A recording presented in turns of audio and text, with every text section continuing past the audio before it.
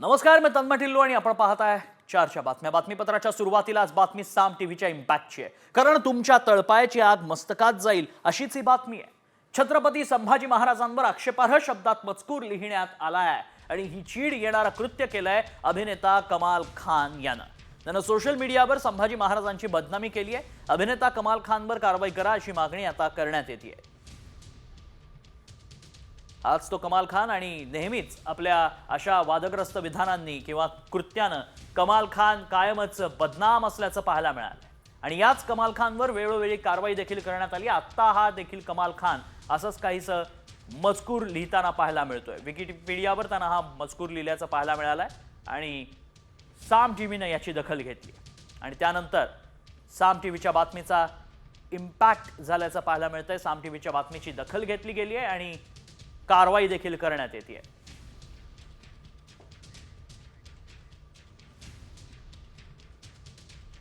संभाजी महाराज राजांबद्दलचा इतिहास आजपर्यंत चुकीच्याच पद्धतीने गेला। इथल्या सनातनी मनुवादांनी कायम संभाजी महाराजांना बदनाम केलं।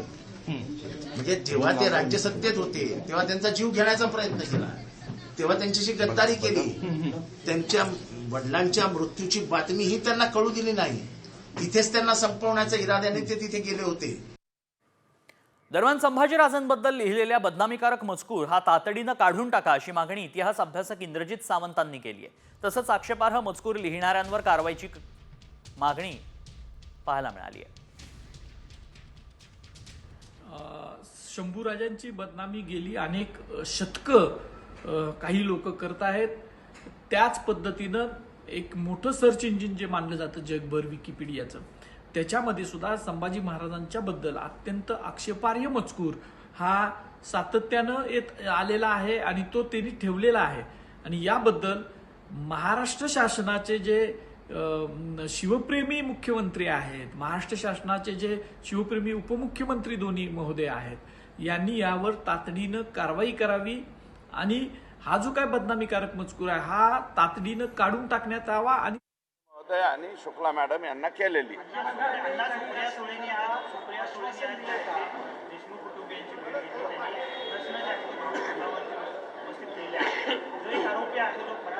कृष्ण आंधळे अद्यापही सापडत नाही। कसा नाही की तानाजी सावंत यांचा पोरगा हरवला तर तो सापडतो, परंतु हा आरोपी सरकार किंवा गृह विभागाला हे पहा, कृष्णा आंधळेच्या बाबतीमध्ये मी पहिल्यापासून या ठिकाणी सांगतोय की तो संभाजीनगरला पोलिसाची तयारी करायला होता आणि त्याच्यानंतर त्यांनी गुन्हेगारीकडे वळला। जे काही गुन्हे त्यांनी केलेले आहेत त्या गुन्ह्यामध्ये तो यापूर्वी सुद्धा घरादाराची फिकीर न करता, कसल्या प्रकारची फिकीर न करता तो बेमुरतपणे बाहेर पळालेला आहे। परंतु माझी सुद्धा स्वतःची इच्छा आहे की तो लवकरात लवकर त्या ठिकाणी सापडला पाहिजे, कारण तो तेवढाच एक कोकरू बाळ याच्यामध्ये शिल्लक आहे। आत्तापर्यंत 9 आरोपी हे 302 मध्ये त्या ठिकाणी गेलेले आहेत।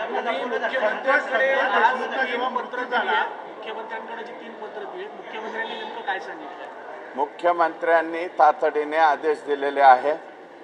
लगेच माननीय श्रीकर परदेशी साहेबांना सांगून मॅडमला त्या ठिकाणी सांगायचं सांगितलंय। मी मॅडमला सुद्धा भेटून आलेलो आहे। अनैतिक संबंधातून हत्या झाली असा दाखवण्याचा आरोप होता, असं ग्रामस्थांची घोषणा करतायत।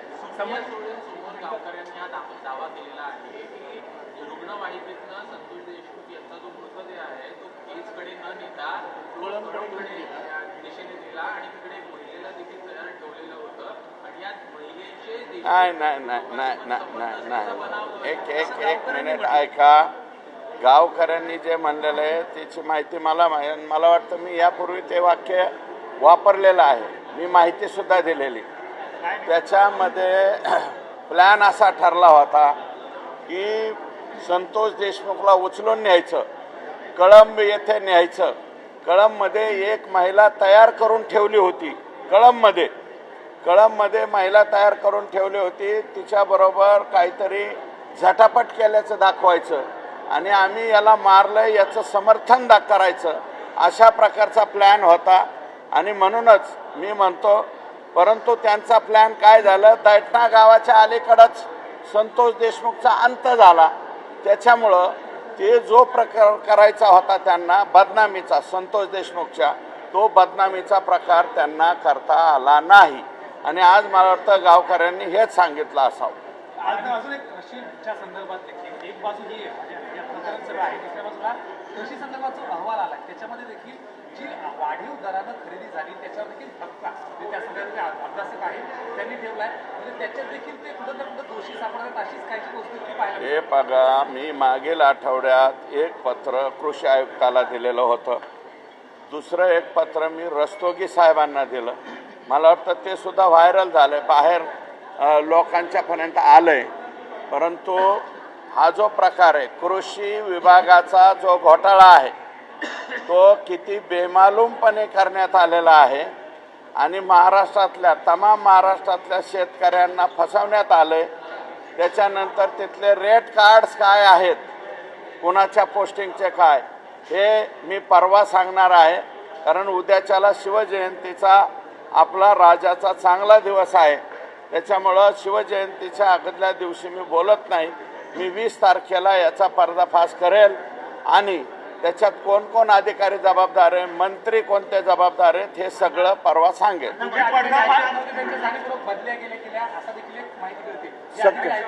जे अधिकारी ऐकत नाहीत असे 4 अधिकारी बदललेले, त्यांचे नावं सुद्धा मी परवा सांगेल. मंत्रिमंडळाची बैठक पार पडली आज. देवेंद्र धनंजय मुंडे जे आहेत ते गैरहजर होते, त्यामुळे साहजिकच पुन्हा एकदा दबाव त्यांच्या मंत्रिमंडळाच्या पदावरती वाढतोय असं जे आहे चर्चा सुरू आहे. ते का गैरहजर होते हे मला माहीत नाही. मी फक्त त्यांना आजारी असलं म्हणून माणुसकीच्या नात्याने भेटायला गेलतो एक. आणि माझे प्रदेशाध्यक्ष आहेत, त्यांनी मला बोलवलं होतं. हे 30 दिवसापूर्वीचा वेळ असेल. बोलवलं होतं 20 ते 30 मिनिटे आम्ही त्यांच्या निवासस्थानी होतो. आणि तुम्ही मंत्रालयातले सगळे राज्याचे पत्रकार आहात. मला असं वाटतं संध्याकाळी 9:30 वाजता म्हणजे गुप्त भेट होऊ शकत नाही. रात्रीच्या 1:30 वाजेपर्यंत मंत्र्याच्या चेंबरला लोक असतात. 9:30 वाजता मी भेटलो.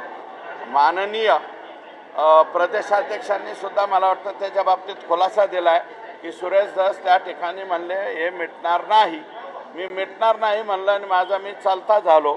त्याच्यामुळं फक्त त्यांच्या तोंडून बोलता बोलता 4.5 तास हा शब्द कसा आला हे मी सांगू शकत नाही. या बाबतीत त्यांना आपण विचारावं अशा. आणि वारंवार तुम्ही म्हणायचा की हाताचा आकार, वारंवार तुम्ही हाताचा आकार म्हणायचा, मात्र धनंजय मुंडेचं नाव तुम्ही कधीच घेताना पाहायला मिळत नाही. मात्र त्यांची भेट घेतली त्यामुळे तुमच्याकडे संशयाने बघितलं आणि वारंवार हे बघा, माझ्याकडं संशयानं बघण्यासारखं काहीच नाही याच्यामध्ये. पहिल्यांदा प्रदेशाध्यक्षांनी मला बोलवलं म्हणून मी गेलो आणि भेटून त्या ठिकाणी 30 मिनिटाच्या आत बाहेर पडलो. दुसरी गोष्ट अशी आहे की दुसऱ्यांदा एक भरणे मामा आणि माझे निकटवर्ती ते म्हणाले रात्रीच्याला त्यांना आचक्या उचक्या लागल्या होत्या म्हणून रात्री दवाखान्यात नेलं होतं.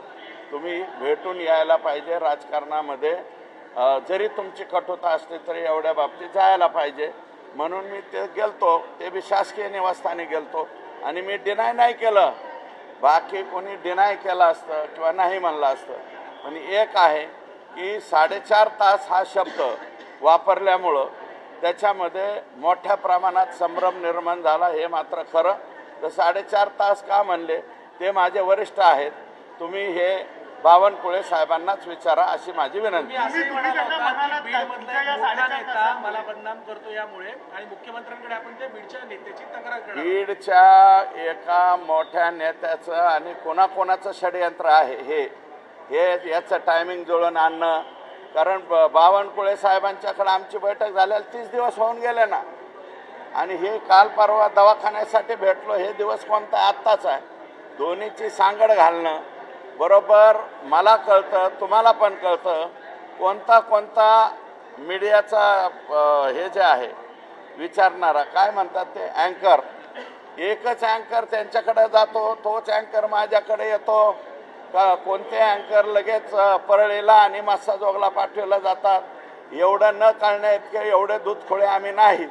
परंतु त्या बीड जिल्ह्यातल्या मोठ्या नेत्याची तक्रार ही 100% मी मुख्यमंत्र्यांकडे करणार. तर या संदर्भात तुम्ही वारंवार बोलला म्हणजे षडयंत्राच्या बाबतीत जे षडयंत्र रचलं गेलं, जे गेले 4-5 दिवस झालं बदनामी करण्याचं नाटक चाललेलं आहे, त्याच्यामध्ये ठराविक काही मंडळी आहेत, ती मंडळी मला ओळखू आलेली आहे आणि लवकरात लवकर मी म्हणलेलं आहे त्यांचा मी पर्दाफाश करणार. असे म्हणालात की आपण अजित पवारांना अजूनही काही पत्र लिहिली आहेत, एकंदर पालकमंत्रीपदाच्या काळातल्या खर्चाबद्दल अजूनही 2 पत्र लिहिली आहेत. नेमकी पत्र काय, तर अजित पवारांनी काय नेमकं सांगितलं? मी 73 कोटी रुपये डीपीसीचे जे बोगस उचलले गेलेले आहेत, ज्याचं कामच केलं नाही, फक्त प्रशासकीय मान्यता.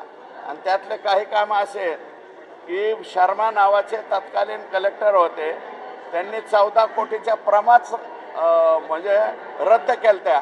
रद्द केलेल्या प्रमाचे सुद्धा पैसे उचलले गेलेले.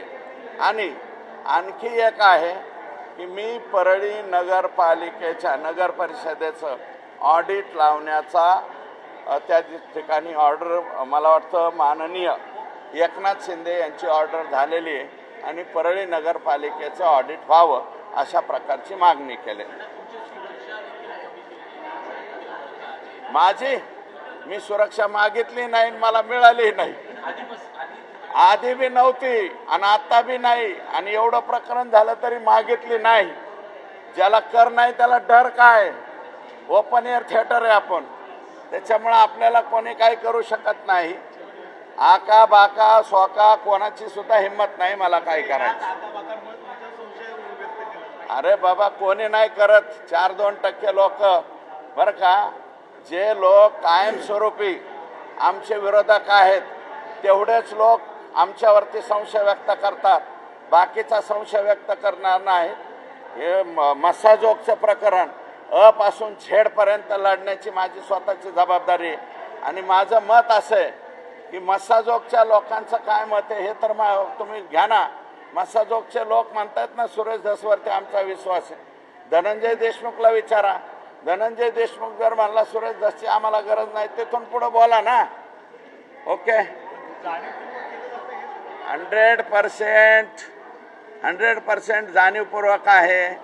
आणि मी म्हणलंय ना, याचा पर्दाफाश मी करील. आणि परवासाठी वाट पहा अशी माझी विनंती. परवा आष्टीत बोलेल, आष्टी किंवा बीड दोन्हीपैकी.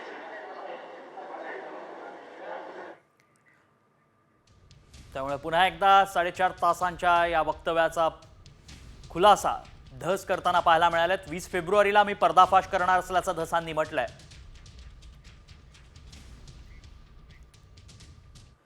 दरम्यान सरपंच संतोष देशमुख हत्या प्रकरणात खळबळजनक आरोप मस्साजोगच्या ग्रामस्थांनी आता केलाय. बीड पोलिसांवरच थेट आरोप करण्यात आलेत. संतोष देशमुखांचा मृतदेह अँब्युलन्समधून केजकडे न नेता कळंबच्या दिशेने नेण्यात आलाय. तिथे एका महिलेला तयार ठेवलं होतं. अनैतिक संबंधातून संतोष देशमुखांची हत्या झाली असं पोलिसांना दाखवायचं होतं. मात्र मस्साजोग गावातल्या तरुणांनी अँब्युलन्सचा पाठलाग केल्यानं तो प्लॅन फसल्याचा दावा ग्रामस्थांनी केलाय. आणि ज्यावेळेस यांनी सांगितलं डेड बॉडी इथे इथे आहे म्हणून, आमच्या गावातले आधी जाण्याच्या अगोदर पोलिसांनी तिथे अँब्युलन्स बोलवली. आणि ती अँब्युलन्स आता केजकडे आणायची ना त्यांनी, कारण की केजमध्ये सरकारी ऑफिस आहे. त्यांनी ती कळंबकडे नेली. बॉडीला पैसे नव्हते, त्याला दुसरं त्याला वळण द्यायचं होतं. काय वळण देणार? तर त्यांचे लय मोठे ट्रॅक आहेत, न सांगासारखे ट्रॅक आहेत त्यांचे. कळंबला त्यांनी एक लेडीज तयार केली, त्या लेडीजच्या घरी नेऊन त्याला टाकायचं होतं आणि त्याला वेगळं स्वरूप देऊन हे प्रकरण वेगळं ट्रॅक दाबायचं पूर्ण गावाला मारून. असा त्यांचा प्लॅन होता, पण तो अनसक्सेसफुल झाला. तो नाही त्यांच्या गाडीमध्ये गावातल्या गाडी असल्यामुळे त्यांना गाडी रिटर्न घ्यावं लागली. गावातले पोरं होते. मारायचं हातपाय मोडायचे आणि एका कोणीतरी महिलेला मॅनेज करायचं महिलेला, आणि त्यांच्यापाशी हा माणूस सोडायचा. म्हणजे तो ना घरचा ठेवायचा ना समाजाचा ठेवायचा. त्यातलाच एक भाग म्हणून ह्या सगळ्या टोळीनं तो प्लॅन केलेला होता. आणि ज्यावेळेस जीव गेला, ज्यावेळेस प्रेत गाडीत होतं, हे खूप म्हणणं म्हणजे मला इतकं त्रासदायक आहे की डेड बॉडी ज्यावेळेस टाकली त्यावेळेस ती कळंबच्या दिशेनं पोलीसची गाडी चालली. इकडं का गाडी चालली आहे म्हणून पाठलाग करत होत्या. त्याच्यानंतर गाडी फिरवली गेली. म्हणजे हा देखील तोच प्लॅन होता आणि त्याच्यामुळेच हाणमार झालेली आहे आणि त्याच्यामुळे जीव गेलेला आहे असं या आरोपींना सिद्ध करायचं होतं. जे गावकरी आहेत माझे, त्या गावकऱ्यांना दुसऱ्या दिवसापासून सांगितलेली गोष्ट आहे. ती मागे देखील सांगितली आणि आज देखील हीच गोष्ट आहे आणि ती खरी आहे. सुप्रिया सुळेंच्या भेटीवेळी सरपंच संतोष देशमुखांच्या आईनं टाहो फोडला. मला न्याय द्या अशी मागणी करत संतोष देशमुखांच्या आईला अश्रू अनावर झाले.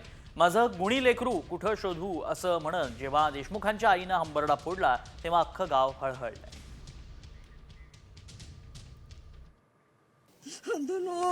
दादाचा फोनच लागत नाही रे. म्हणलाय मी दादालाच बघतो ग. लई माझं लेकरू गुन्हे होतो. गुन्हे म्हणजे कुणालाही कुणी गुन्हेच म्हणून बिगर गुन्हे कोणच म्हणत नाही. मी काय करू आता? मी कुठं माझं लेकरू शोधू? काय करू? काय आरोपी असतील, कुठून असतील, बुडता असन, शेंडा असन, काय असन, पूर्ण आरोपी करा. नाहीतर पुन्हा नंतर आम्ही जगायचंय कसं? कुणीच तरी गाववाल्यांना जगणार कसं? मी तुम्हाला शब्द देते, पूर्ण करा. तुमच्या मुलाला परत आणू शकत नाही, पण मी तुमच्या मला नातवंडांना न्याय न्याय तर देईन. पाहिजे. मी तुम्हाला न्याय देईन. मी तुमच्यासाठी लढेन. न्यायच मला लवकर पाहिजे. जशाच्या तसे मला ते लोक माझ्या लेकराला केलं तसं बघायलाच भेटले पाहिजेत. आणि पूर्ण मला संरक्षण दिलं पाहिजे. आज माझी सून, माझं लेकरू, मी काय करू मी आता? इकडे शरद पवार गटाच्या खासदार सुप्रिया सुळेंनी बीडमध्ये महादेव मुंडेंच्या कुटुंबियांची भेट घेतली. या भेटीदरम्यान महादेव मुंडेंच्या कुटुंबियांना अश्रू अनावर झाल्याचं दिसतंय. परळीच्या तहसील कार्यालयासमोर महादेव मुंडेंची हत्या करण्यात आली होती. या हत्येमागे वाल्मिक कराड आणि त्याचा मुलगा सुशील कराडचा हात असल्याचा आरोप महादेव मुंडेंच्या पत्नी ज्ञानेश्वरी मुंडेंनी केला. तर CID किंवा SIT मार्फत या प्रकरणाची चौकशी करण्याची मागणी मुंडेंच्या कुटुंबियांनी केली. याच संदर्भात खासदार सुप्रिया सुळे मुंडे कुटुंबियांची भेट घेतली.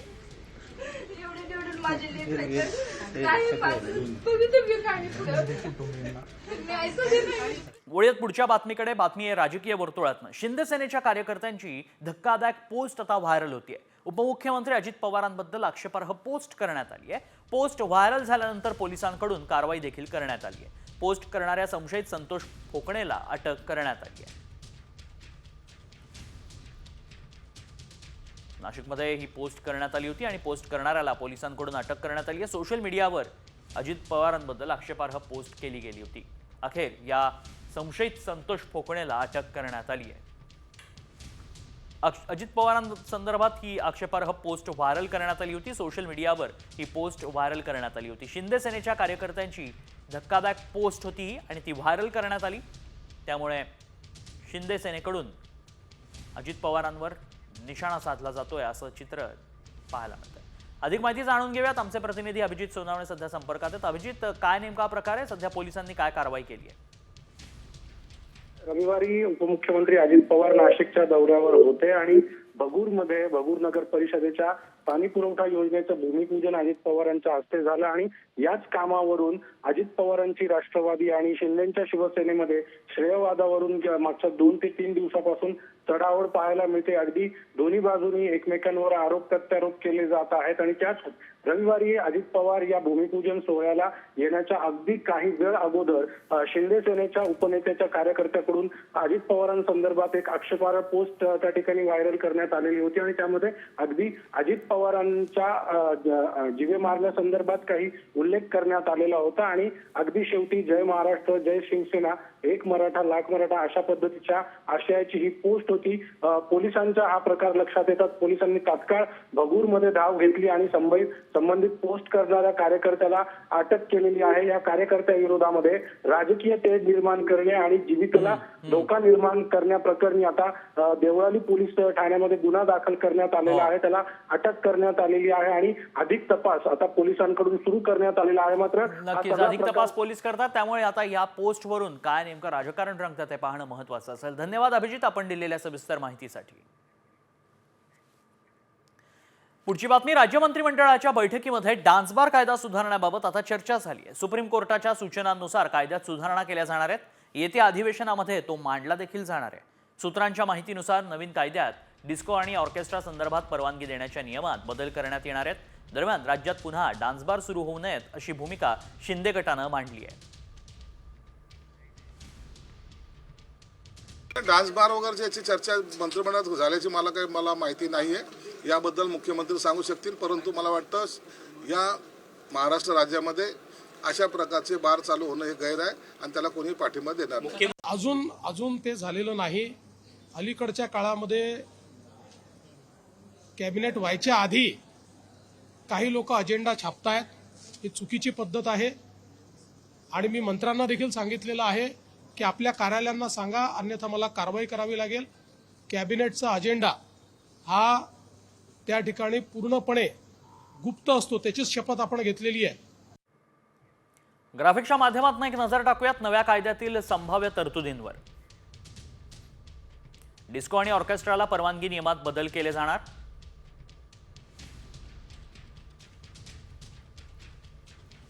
डान्सबारमध्ये नोटांची उधळण करता येणार नाही. डान्सबार फ्लोअरवर 4 पेक्षा अधिक बारबालांना बंदी. बारवाला आणि ग्राहकांमध्ये किमान 2 मीटरचं अंतर असावं. बारमध्ये सीसीटीव्ही कॅमेरे लावावेत.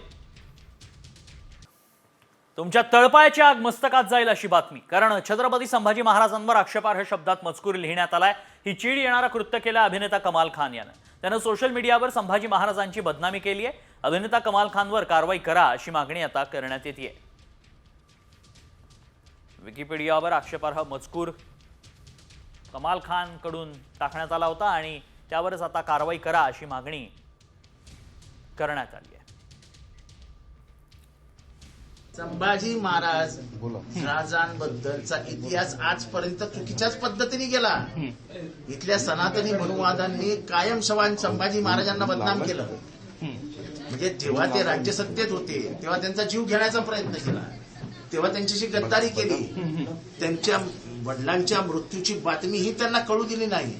तिथेच त्यांना संपवण्याच्या इराद्याने ते तिथे गेले होते. दरम्यान अभिनेता कमाल खाननं विकिपीडियाच्या मजकुराच्या आधारे सोशल मीडियावर पोस्ट केली होती. याबाबतचं वृत्त साम टीव्हीनं दाखवताच मुख्यमंत्री फडणवीसांनी दखल घेतली आहे.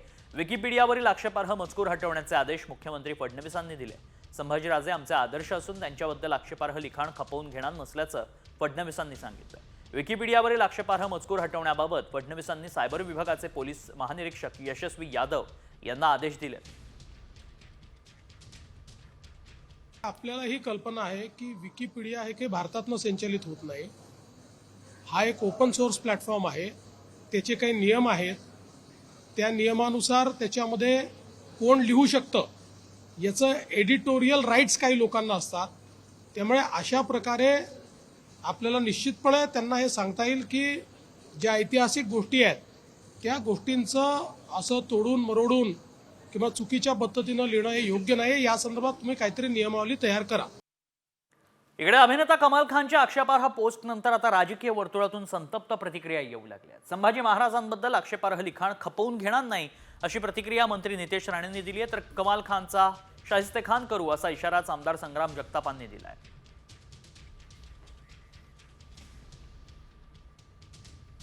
मुंबईमध्ये कुठं आम्ही गेल्यानंतर तो कुठल्या कार्यक्रमात येणार असेल तर ज्या बोटाने त्याने लिहिलं असेल तर त्याला छत्रपती शिवाजी महाराजांनी शाहिस्तेखानाबद्दल काय केलेलं होतं ते काही वेगळं सांगण्याची गरज नाही. तर ज्या बोटाने त्यांनी आज सोशल मीडियावरती काही लिहिलेलं आहे तर निश्चित त्याचा शाहिस्तेखान म्हणजे कमाल खान नाही तर त्याचा शाहिस्तेखान करण्याचं काम या महाराष्ट्रामध्ये छत्रपती शिवाजी महाराजांचे मावळे केल्याशिवाय राहणार नाही अशी देखील मी तुम्हाला खात्री या ठिकाणी देतो. ज्यांना उद्या अगर आम्ही मोहम्मद पैगंबरांबद्दल काय बोललो असतो तर हे लोक मारून टाकण्याची भाषा करतात. घरात घुसून काही लोकांना मारलेलं पण आहे. आता छत्रपती संभाजी महाराज जे आमचे दैवत आहेत ह्याला या खान नावाच्या अगर तोंड उघडायचं असेल ना तर पोलीस आपलं काम निश्चित पद्धतीने करतील ना. पण त्याच्यात काय उरलं सुरलं असेल तर आमचे शिवप्रेमी आणि हिंदुत्ववादी विचाराचे कार्यकर्ते आहेतच. तर इकडे विकिपीडियावरील आक्षेपार्ह मजकूर काढून टाका अशी मागणी ठाकरे गटाचे नेते नितीन बानगुडे पाटलांनी केली आहे. अशा लिखाणासाठी नियमावली तयार करा अशी बानगुडे पाटलांची मागणी आहे. विकिपीडिया हा सगळ्यात मोठा माहितीचा स्रोत आपण मानतो. कुठलीही माहिती आपल्याला हवी असल्यास आपण विकिपीडिया शोधतो आणि त्या विकिपीडियावरच जर छत्रपती संभाजी महाराजांच्याबद्दल असं काही असेल तर ते अत्यंत खोडसाळपणाचं आणि अत्यंत बदनामी करणार आहे. माझी सरकारला विनंती आहे की हा विकिपीडियावरचा जो काही सगळा माहिती आहे ही सगळी तत्काळ काढून टाकावी. आणि सगळ्यात महत्त्वाची गोष्ट अशी आहे की इथून पुढं अशा पद्धतीचं काही घडणार नाही यासाठी अत्यंत कडक अशी आचारसंहिता आता बनवायला हवी, कारण हे सातत्यानं आणि वारंवार घडतंय. विकिपीडियावरील मजकूर काढून टाका अशी मागणी आता शिवप्रेमींमधून पाहायला मिळते. छत्रपती संभाजी महाराजांच्या विषयी विकिपीडियावर प्रकाशित करण्यात आलेला अपमानजनक मजकूर त्वरित काढून घेण्यात यावा या मागणीसाठी आज पिंपरी चिंचवड शहरातील भक्तिशक्ती प्रतिष्ठाननं पिंपरी चिंचवडच्या पोलीस आयुक्तांना भेटून निवेदन दिलंय.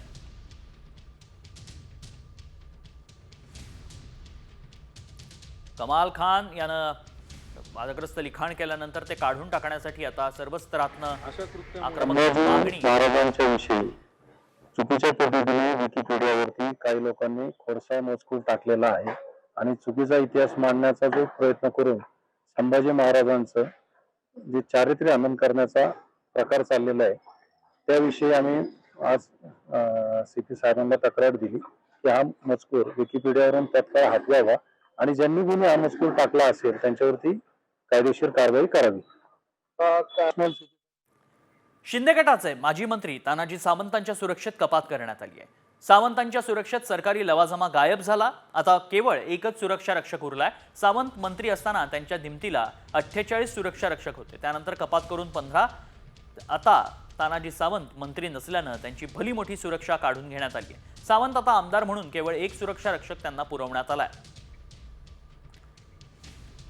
सावंतांसह कोणत्या नेत्यांची सुरक्षा कमी केली आहे पाहूया.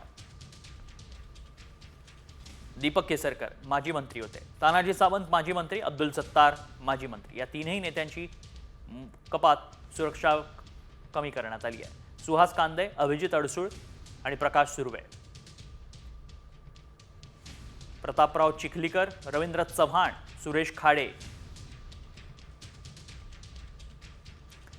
देवराव होळी, कृष्णा गजबे.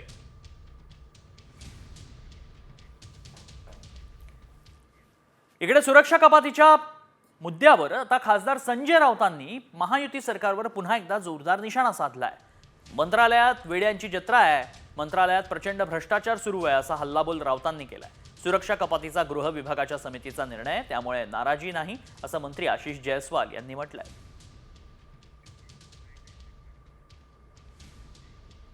मला YZ वगैरे का माहिती नाही, पण त्यांनी या राज्यामध्ये YZ करून टाकलेली आहे आणि हे वेड्यांचं सरकार आहे.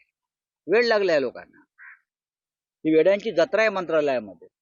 कोणाच्या पायपूस कोणाच्या गळ्यात नाही. मंत्रालयात जाऊन पहा तुम्ही, गोंधळ आहे. गृहनिर्माण खात्यामध्ये, माडामध्ये, SRA मध्ये प्रचंड भ्रष्टाचार सुरू आहे.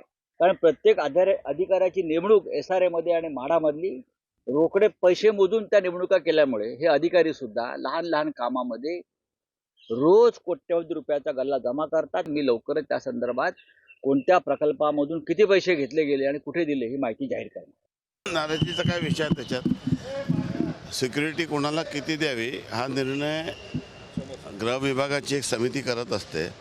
या संदर्भामध्ये गृह विभागाची समिती निर्णय करत असते आणि त्यानुसार जर निर्णय झाला असेल तर तो त्यानुसार झाला असेल.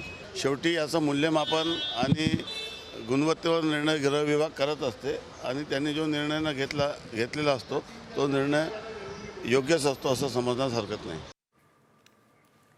पुढची बातमी. देवेंद्र फडणवीस एकनाथ शिंदेंचं कोल्ड वॉर सुरूच आहे. कुठल्या घटनांनी महायुतीला सुरुंग लागलाय पाहूयात ग्राफिक्सच्या माध्यमातून.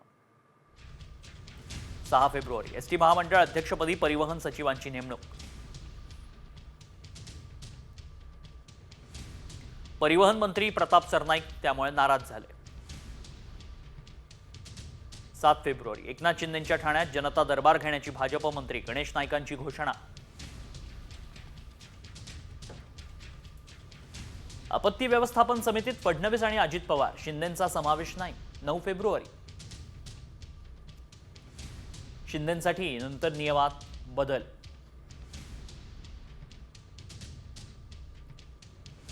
10 फेब्रुवारी परस्पर निर्णयांबाबत उद्योग खात्यांच्या अधिकाऱ्यांवर उद्योगमंत्री उदय सामंत नाराज. 14 फेब्रुवारी मला हलक्यात घेऊ नका, एकनाथ शिंदेंचा इशारा. 14 फेब्रुवारीला शिंदेंनी उद्धव ठाकरेंना इशारा दिल्याचं भाजपचं स्पष्टीकरण. 16 फेब्रुवारी मुख्यमंत्री वैद्यकीय मदत कक्ष असतानाही शिंदेंकडून स्वतंत्र वैद्यकीय कक्ष तयार.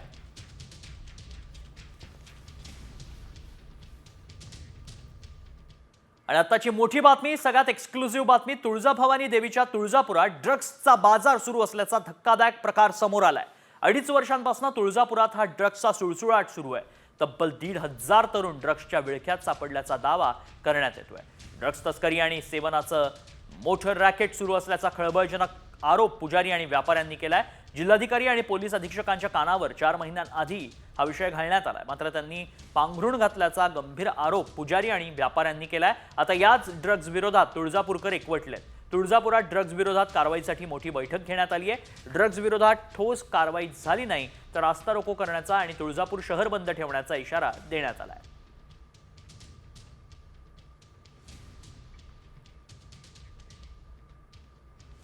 6 महिन्यापासून चालू झालेलं आहे. 6 महिन्यापासून हे निदर्शनास आलेलं आहे. गेली 2 ते 2.5 वर्ष हे चोरून हा धंदा चालू होत होता, परंतु या 6 महिन्यामध्ये ओपन झालेला आहे. या ड्रगच्या प्रकरणामध्ये पोलिसांकडून तुळजापूर शहराला याच्यामध्ये न्याय मिळू शकत नाही आणि याच्यासाठी कुठल्या तरी अशा सक्षम यंत्रणेकडे याची चौकशी केली पाहिजे. ह्या तुळजापुराचं नाव बदनाम होऊन या ड्रग्समुळे झालेलं आहे. कालच्या बातमीमुळं हे सर्व गोष्टी पोलीस प्रशासनाला माहीत असताना सुद्धा ते कानडोळा करत आहेत. आणि आम्ही आत्ताच एक संदर्भाने एक बैठक घेतली की ह्याच्या मागं आश्रय कोणाचा आहे, तर येथील PI आणि DSP साहेब ह्यांचा आहे, तर त्यांची तात्काळ बदली करावी. ह्यासाठी आम्ही लवकरच लोकशाही मार्गाने आंदोलन करणार आहोत. तर तुळजापुरात अनेक मुलं ड्रग्सच्या आहारी गेली आहेत. कंट्रोल ठेवायला पोलीस प्रशासन अपयशी ठरल्याचा शिवसेना ठाकरे गटाचे धाराशिवचे खासदार ओमराजे निंबाळकरांनी आरोप केलाय. तर ड्रग्ज माफियांना संपवण्याचं काम करणार असल्याचं धाराशिवचे पालकमंत्री प्रताप सरनाईकांनी म्हटलंय.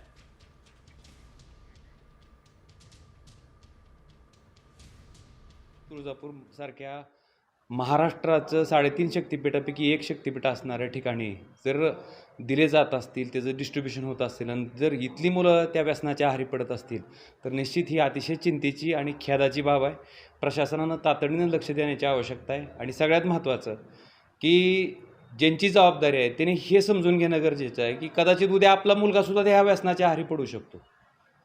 समजा आपल्याच घरात आपल्याच मुलाच्या बाबतीत जर अशा पद्धतीनं व्यसनाधीन होत असेल तर मला वाटतं त्याचं अतिशय गांभीर्यानं विचार करणं गरजेचं आहे आणि प्रशासनानं तातडीनं पावलं उचलावीत.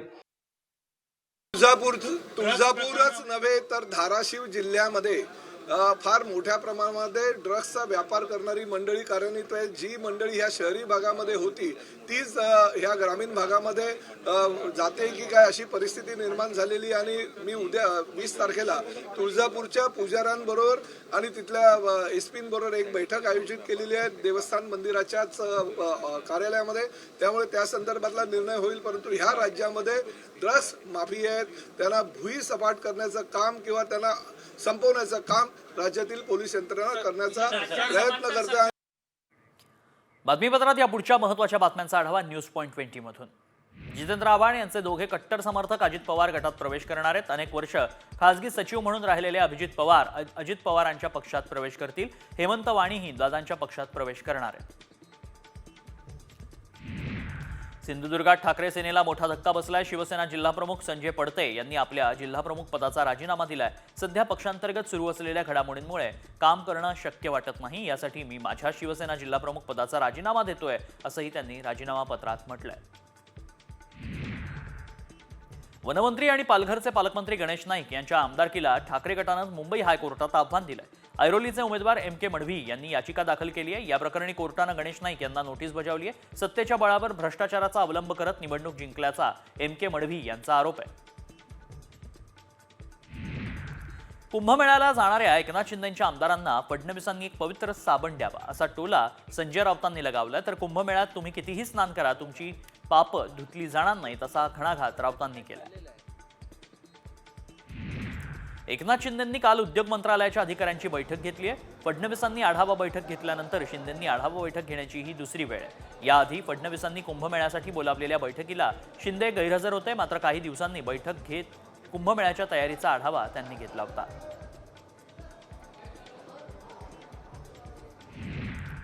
पिंपरी चिंचवडच्या मोरवाडी परिसरात 2 गटात तुफान हाणामारी झाली आहे. 2 डिलिव्हरी बॉयचा क्षुल्लक कारणावरून वाद झाला आणि त्यानंतर दोघांनी गावगुंडांना बोलावून एकमेकांना मारहाण केल्याचं पाहायला मिळालं. यामुळे परिसरात राहणाऱ्या नागरिकांमध्ये भीतीचं वातावरण आहे. दरम्यान पोलीस गावगुंडांचा शोध घेत आहेत.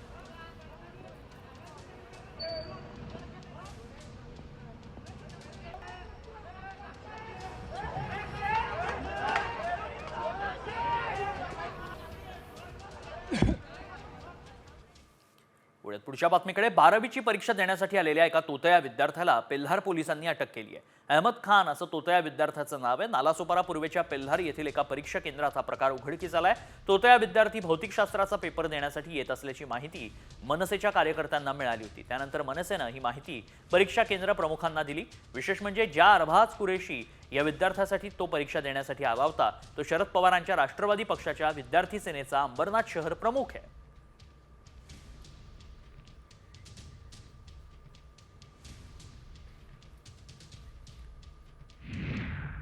मुंबईत ठाकरे बंधूंनी एकत्र यावं अशा आशयाचं बॅनर शिवसेना भवनासमोर लावण्यात आलंय. बॅनरवर राज आणि उद्धव ठाकरेंचा एकत्रित फोटो आहे. मराठी माणसाच्या हितासाठी एकत्र या असा आशय या बॅनरवर लिहिण्यात आलाय. मराठी सेनेनं हे बॅनर लावलंय.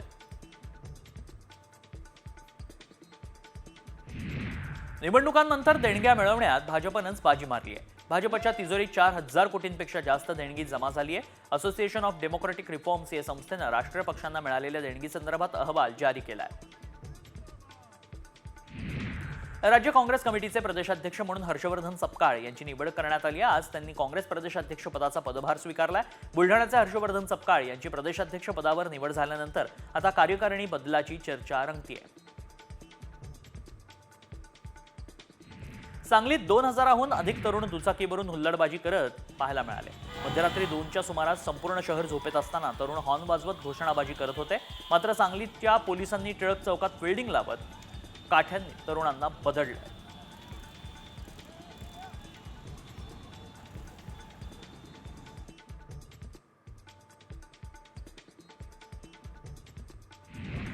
बिबट्यानं मांजरावर झडप टाकून मांजराची शिकार केली. आंबेगाव तालुक्यातील महाळुंगे पडवळ गावात राजू आवटे यांच्या घरासमोर मांजर रुबाबात बसलं होतं. यावेळी शिकारीसाठी दबा धरून बसलेल्या बिबट्यानं मांजरावर झडप घातली. जबड्यात पकडल्यानं अखेर मांजरीची शिकार झाली.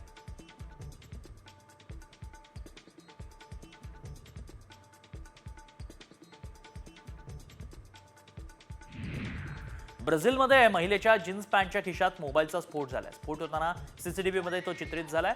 सध्या हा व्हिडिओ व्हायरल होत असून ब्राझीलच्या एका शॉपिंग मॉलमधला असल्याचं बोललं जात आहे.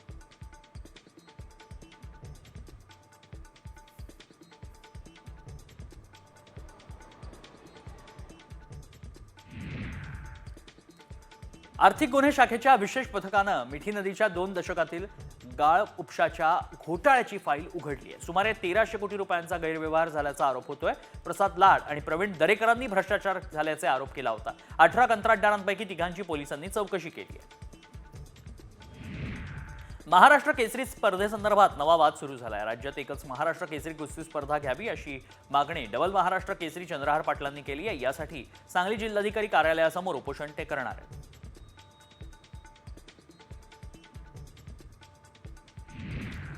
ज्ञानेश कुमार यांची भारताचे मुख्य निवडणूक आयुक्त म्हणून नियुक्ती करण्यात आली आहे. ते राजीव कुमार यांची जागा घेणार आहेत. नव्या कायद्याअंतर्गत नियुक्त होणारे ते पहिले मुख्य निवडणूक आयुक्त असतील. ज्ञानेश कुमार हे 1988 बॅचचे केरळ कॅडरचे IAS अधिकारी आहेत. युट्यूबर रणवीर अलाहाबादी याचा सुप्रीम कोर्टानं मोठा झटका दिलाय. यापुढे रणवीरला भारतात कोणताही शो करता येणार नाही असे निर्देश सुप्रीम कोर्टाने दिलेत. तसंच न्यायालयानं रणवीरला अटकेपासून दिलासा दिला असला तरी कडक अटी घालून दिल्या आहेत. तपास पूर्ण होईपर्यंत पासपोर्ट जमा करावा अशी अट अलाहाबादी यावर घालण्यात आली आहे. आता एक धक्कादायक बातमी पुण्यातनं येते. कारण पुण्यातील एकाच फ्लॅटमध्ये 350 मांजरी असल्याचा प्रकार साम टीव्हीनं समोर आणलाय. यानंतर जिल्हा उपनिबंधकांकडून प्राण्यांसंदर्भात सोसायट्यांना आवाहन करण्यात येत आहे। या पुढील काळात सोसायटीमध्ये प्राण्यांसाठी प्राणी मालकाकडे काय उपाययोजना आहेत हे सोसायटी धारकांना सांगावं लागेल। सर्व सोसायट्यांना याबाबत लवकरच परिपत्रक पाठवलं जाणार आहे। आगामी काळात सोसायटी धारक आणि प्राणी मालक यांच्यातील वाद रोखण्यासाठी ही खबरदारी घेण्यात येते।